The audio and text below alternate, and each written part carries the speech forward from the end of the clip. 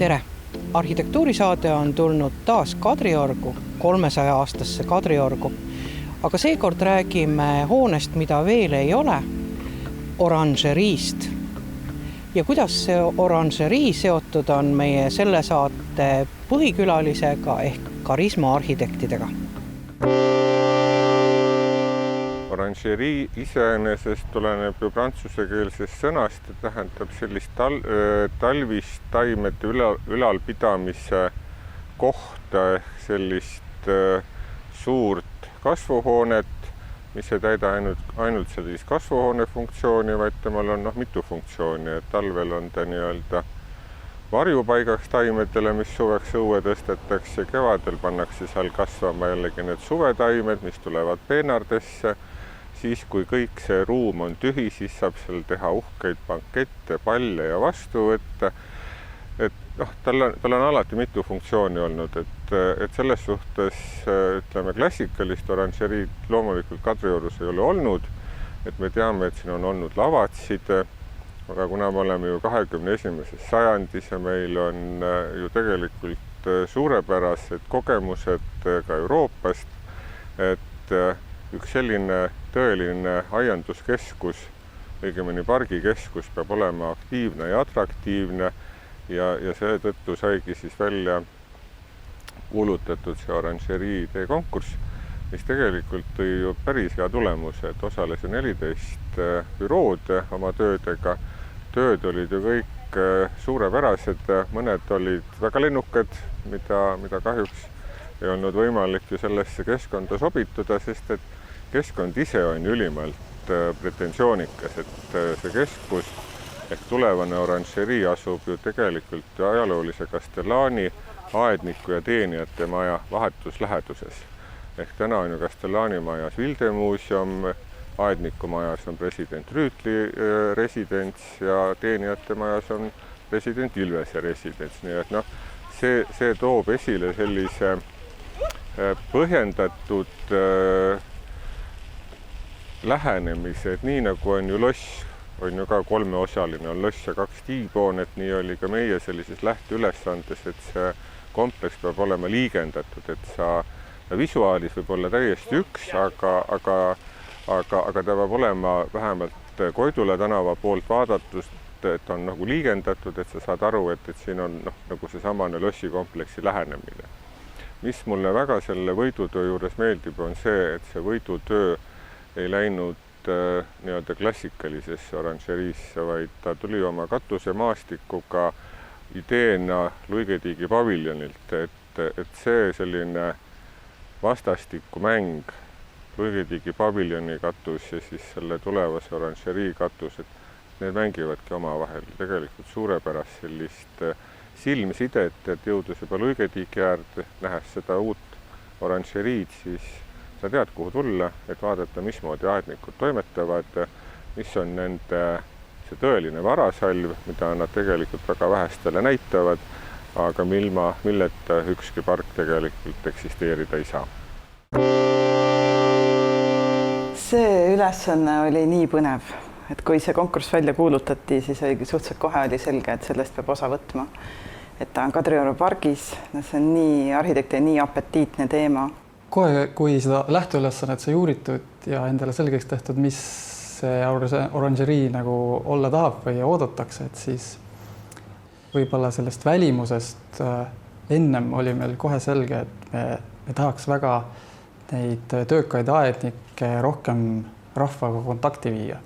Et ei häbenetaks nii-öelda mullaseid labidaid või muruseid hekikääre või et just seda sisemist sidet linnakodanikuga, kes mööda läheb ja sealt edasi siis hakkasime me inspiratsiooni leidma selleks, milline see maja üldse välja võiks näha. Jah, nii et tegelikult ennem tuli see plaanilahendus, et see päris ruttu joonistus välja, sellepärast et need funktsioonid, mis lähteülesannes antud olid, erinesid üksteiselt nii tugevalt, et oli näha, et nad saabki tegelikult niimoodi sättida, et kui nende vahele tekitaks veel niisuguse siseõue, tööõue, et siis olekski see õu seoks kõik asjad üheks, aga samas kõik funktsioonid saaksid niimoodi toimida, nagu nad soovivad või tahavad toimida. nii et kui lähteülesandes oli, et on niisugune publikuala, raamatukogu ja seminariruumid, need me proovisime nii linna poole sättida kui võimalik, et ta oleks võimalikult niisugune avatud ja tere tulemast efektiga. Siis kasvuhoone, mis meie jaoks oli ilmselt selle hoone kõige efektsem element, selle me sättisime ka Kadrioru poole, Koidula tänava poole, et ikkagi oleks näha kohe, et mis hoonega on tegu, et ei ole lihtsalt paviljon pargis, vaid et tegelikult on ikka väga võimsad klaaspinnad, kaarkatused ja kogu see taimestik ja see oleks näha. Ja siis need laod ja töökojad ja need osad siis jätsime tahapoole ja see must osa ongi taga ja see ongi loogiline, et sealt on siis väga hõlbus kogu see teenindada seda hoonet ja parki. See, et me avasime selle Koidula tänava poole üks väheseid või ainukesi töid oligi, et enamus võistlustöid oli suletud selle tänava poole, et see oli ka ilmselt sai kuidagi otsustavaks žürii poolt. Jah, et iseenesest see on ju vahva, kõnnid pargis, võib-olla sa ei lähe hoonesse, aga ikkagi surud nina vastu kasvuhoonet ja korraks vaatad sinna sisse, eks ole, et selles on teatud niisugune võlu ju selles asjas. Ain Järve kiitis ka veel seda, et see teie oranžerii astub just nagu oma katuse vormidega dialoogi Luigetiigi paviljoniga. Kas see oli taotluslik? Eks see inspiratsioon kuju osas või arhitektooni osas, eks ta sealt ümbritsevast tuli, et just Kadriorust ja seal see kaare motiiv on seal olnud varem ja on praegu ja et see tundus kuidagi, et on kuidagi positiivne või selline sõbralik lähenemine sellele, et see maja nii palju, kui hetkel me oleme saanud vastukajaga siin tuttavatelt, et kes ei ole üldse seotud selle erialaga, et kõige pigem nagu naeratades ütlevad, et näe nii siuke ilus maja, et see kuidagi mõjub positiivselt see kujund või et see tekitab häid tundeid, et seda on hea kuulda. Jah, eks me uurisime tegelikult, no kuna see oli Kadrioru park ja kuna muinsuskaitse on nii kibedasti siia seotud sellest asja, siis me uurisime ajaloolisi botaanikaaedu näiteks Inglismaal ja mujal, et milline see katuse konstruktsioon on, missugused need võlvikaared ja diameetrid ja kogu see maailm on. No me muidugi tõime niisuguse tänapäevase rütmi sellesse asja, aga tegelikult tal on mingid niisugused vihjed nagu ajaloolistesse botaanika ja konstruktsioonidesse. Aga niipea kui hakkame ise neid kaari märkama, siis tegelikult on terve see barokne Kadriorg on neid kõrvalhoones ja teda on Eesti ajal on ehitatud ja kogu tsaari ajal ja kõike seda kaarestikku seal hakkas tulema, nii et see oli naljakas, et kui me selle sammu tegime, siis see park avaski ennast, et jah, et see on kuidagi loogiline. Ja nüüd hakkab suur töö, sest projekteerimine ju alles algab. Jah, võt see on omaette teema, see projekteerimise osa, sellepärast, et žüriil oli meie töö kohta mõningaid märkusi ka, et kõik ei olnud ainult positiivne. Et mõne märkusega me oleme täitsa päri, mõne asjaga kavatsime natukene siin võidelda ka. Et see, ma arvan, see saab väga põnev see projekteerimise aeg olema ja kuna Tallinna linnaplaneerimisamet on ja kommunaalamet on ka üks osa tellijatest, et siis ma usun, et see dialoog on hästi professionaalne. Et nemad ei ole ainult järelvaatajad projektile, vaid tegelikult nad nii-öelda sekkuvad projekteerimisse, nii et ma arvan, et see saab väga kihvt olema. Ja lisaks me saame siis tegelikult kokku päris nende inimestega, kes sinna majja nii-öelda elama ja tööle lähevad, et see on nagu tore kogemus, et just vahetu kontakt just nende käest, kes seda kasutama hakkavad, et see on selliste huvitavate tüpoloogiate majade puhul hästi põnev, et sa saad kokku väga huvitavate või eri valdkondade inimestega elu jooksul, et ses suhtes on vahva teha neid selliseid eri tüüpi hooneid. See oli konkursitöö. Ei ole veel valmis, alles hakatakse projekteerima, aga teil on päris toredad, ilusad konkursivõidud, mis on juba valmis. Räägime nendest. Jah, meil on õnnestunud Tallinnasse võita konkursse, mis on väga märgilise tähtsusega. Ma arvan, et Mustamäe kirikut peaks esimesena välja tooma, et see, et arhitektidel on võimalus kirik projekteerida, see on harukordne, sest et Eestis ju möödunud sajandi ja selle sajandi jooksul üldse on paar harvat kirikut, mis ehitatud on. Et see on päris uhke asi, ütleks, nagu ütleme nüüd erialaselt meile. Kui me seda konkursist osa võtsime, siis oranžerii puhul näiteks tuli see vormiotsing tuli meile nagu kätte mõnusasti. Me nägime niisuguseid ajaloolisi eeskujusid, tõlgendasime neid siis kiriku vormiga me mängisime väga pikka aega. Meil olid päris tülised nagu niisugused büroosisesed, noh, mitte pinged, aga noh, ikkagi niisugune suhteliselt nagu terav dialoog, sest meil oli suur meeskond, oli Margit Valma ja Martin Kinks ja Mait Väljas olid ka osalised ja igaüks panustas sellesse ikka 100%-liselt, nii et see mahuotsing oli huvitav, meil oli ikka ühte ja teistpidi ikka seda lähteülesannet tõlgendatud, aga lõpuks kõigile sümpatiseeris, kui me jõudsime selle nii-öelda niisuguse voolava vormini, et see kellatorn siis kasvab sellest vormist välja. Ja millesse me ise muidugi ära armusime, oli see sisehoov, et sa ei astu kirikuksest kohe seal Mustamäel muru pealt sisse, vaid et kõigepealt lähed sisehoovi. Seal on niisugune vaikuse ja niisugune õndsuse hetk ja siis hakkab alles see kiriklik maailm pihta. Kui palju saite selle töö käigus, konkursi töö käigus millestki targemaks, mida ennem ei oleks arvanud, näiteks mida kiriku puhul peab silmas pidama?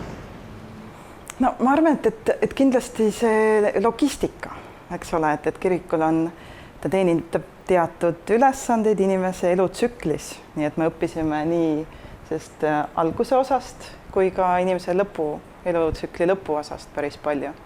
Et kuidas seda kõike teha nii, et see üldmulje ongi täpselt nii loogiline ja positiivne, nagu see eluliin on.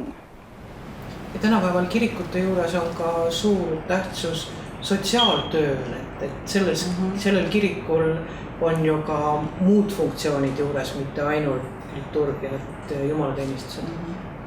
Ja, et seda kutsutaksegi teatud ringkonnades nagu sotsiaalkirikuks, et ja nagu selles mõttes nagu vääriliselt, et see on nagu positiivses mõttes sotsiaalne kirik, et seal on supiköögi osa ja lasteaed ja siis ka öömaja pakkuv osa siis nendele inimestele, kes tulevad nii-öelda uuesti, hakkavad taas liituma nii-öelda tavainimestega,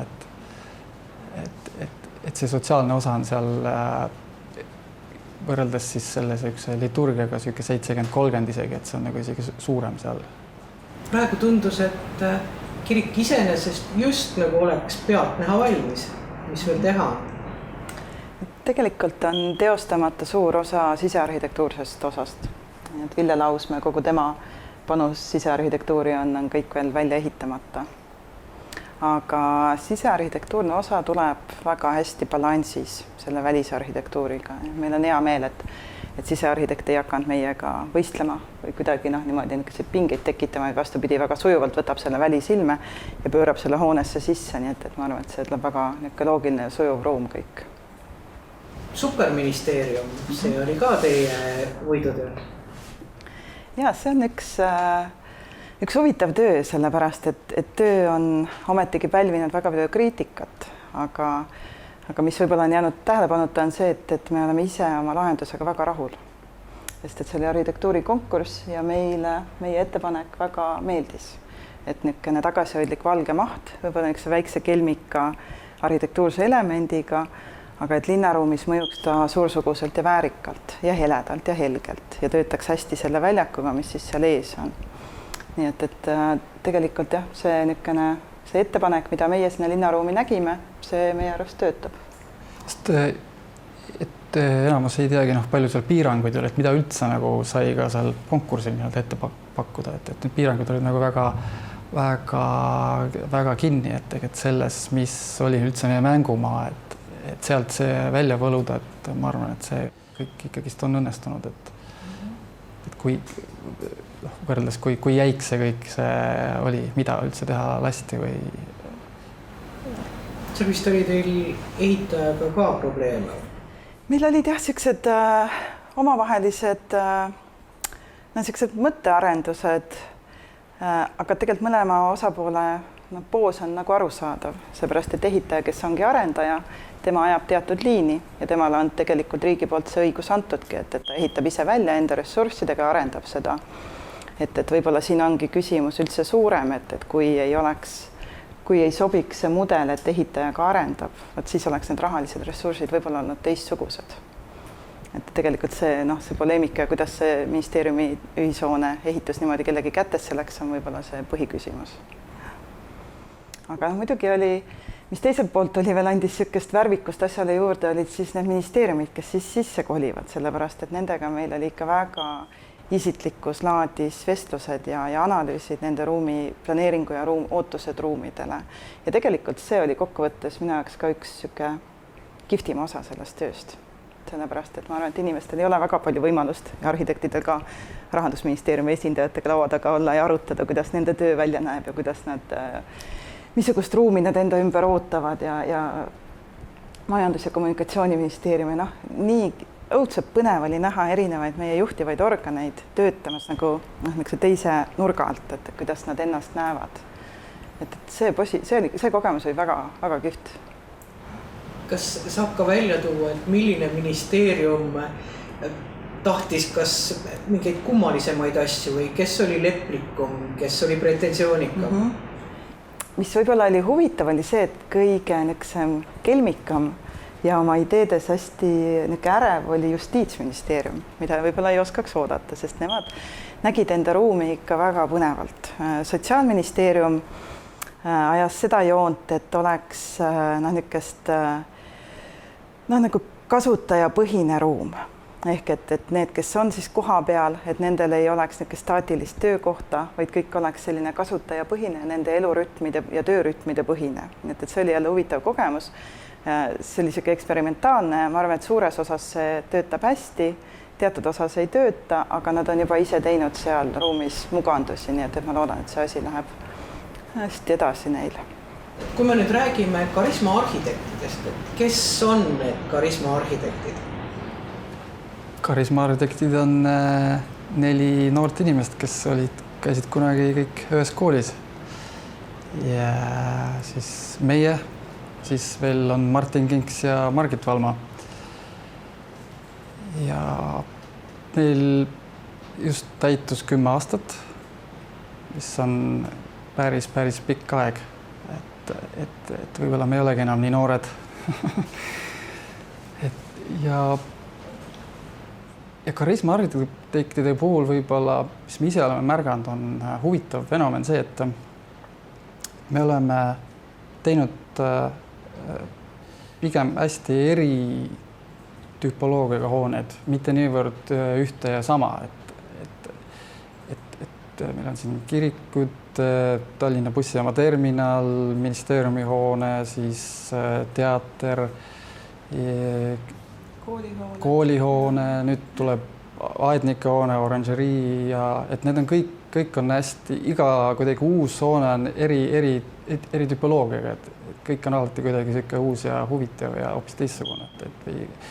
Ja kõik need oleme saavutanud läbi siis avalikke konkursse, siis võisteldes ausalt kõikide teistega, kes siin riigis on, et sellest suhtes on oleme väga uhked endale, et meil on nagu võrdlemisi hästi läinud. Kuhu te kõige enam olete projekteerinud? Et kas see on Põhja-Eesti, Lõuna-Eesti, Lääne-Eesti? Lõuna-Eestis ongi meil üks ka jälle eriilmine, Tartu loodusmaja on ainuke, mis meil on seal allpool Eestit. Aga suures osas ikkagist on Tallinnas ja olnud ja saarte peal ka, eks ole, kohati. Need on väiksemad asjad, siis sellised eraasjad juba. Meenub sul midagi veel? Ikkagist ütleks, et Tallinna kesklinn on kuidagi naljakal kombel on epitsentris, sest et lisaks üldkasutatavad hoonetele on hästi palju ka kortermaju, mis on ka kipuvad kõik südalinna piiridesse jääma. Aga tegelikult paar väga armast asja on Hiiumaale ja Saaremaale läinud ja see on jälle niisugune teatud muu feelinguga projektid on, et iga kohaga, ma arvan, et meie loometöös on see koha mentaliteet ja koha aura on hästi olulisel kohal. Et iga koht tekitab teatud emotsiooni, aga kuidagi ütleme, et Hiiumaa, Saaremaa, nendega on jälle mingi eraldi kirjeldamatu sümpaatia kuidagi. Et seal oli ka siis Kuressaares ajaloolises pargis siis lasteaiahoone, mis nüüd praegu on juba vundamendi auk maas ja kerkib, et see on ka üks hilisem konkursivõit, mis läks ka kohe töösse. Ühes Majadaja saates rääkisime me Nukuteatrist. Nüüd ma kuulsin, et Nukuteatris veel midagi tehakse hetkel. ja sisehoovi plaadistus ei vastanud kvaliteedile. Nii et tegelikult viga kokkuvõttes ei olnud ei arhitektis, ehitajas ega ka vaata plaaditootjas, vaid oli lihtsalt rumal asjade kokkulangemine ja plaadid ei näinud kvaliteetsed välja. Nii et vahetasime nüüd välja, et praeguseks vist ehitus on peaaegu plaadistus lõpetatud. Ja siin oli muinsuskaitse, oli väga aktiivne selle plaadi valiku osas, nii et jälle niisugust huvitavaid niisuguseid läbirääkimisi oli palju. Aga ka jah, niisugune väike asi, mis nüüd siis loodame, et siis on lõplik. Et tegelikult jäi Nukuteatri ehitusest jäi üles niisuguseid vaegtöid ka, nii et need saab ka praegu siis ühe hooga kõik ära tehtud. Just, et see esimene aed, kus sisse tullakse, et seal jäi see rohelus välja teostamata ja loodetavasti nüüd siis pannakse selle hiile täpp peale ja on kõik nagu... Lapsed ja Nukuteatri näitlejad on kõik rahul teiega? Ja on küll, on ikka küll jah. Et seda oleme nii kõrvalt kuulnud, kui oleme otse näkku kuulnud, kui igatpidi, et 10 aastat olete Karisma arhitektid tööd teinud, et millised oleks need tööd, millega te olete täiega rahul? Ilmselt me toome välja Tallinna bussijaama, aga see on sellepärast, et see oli üks esimesi avalikke hooneid meil. Ja see kardinaalne hüpe, kuidas bussijaam nägi veel, ütleme 10 aastat tagasi ja mükeda peale meie rekonstruktsiooni välja nägi, no see oli ikka meie jaoks oli päris rabav. Et see keskkond, mida me hakkasime muutma, oli väga ajahambasse jäänud kinni.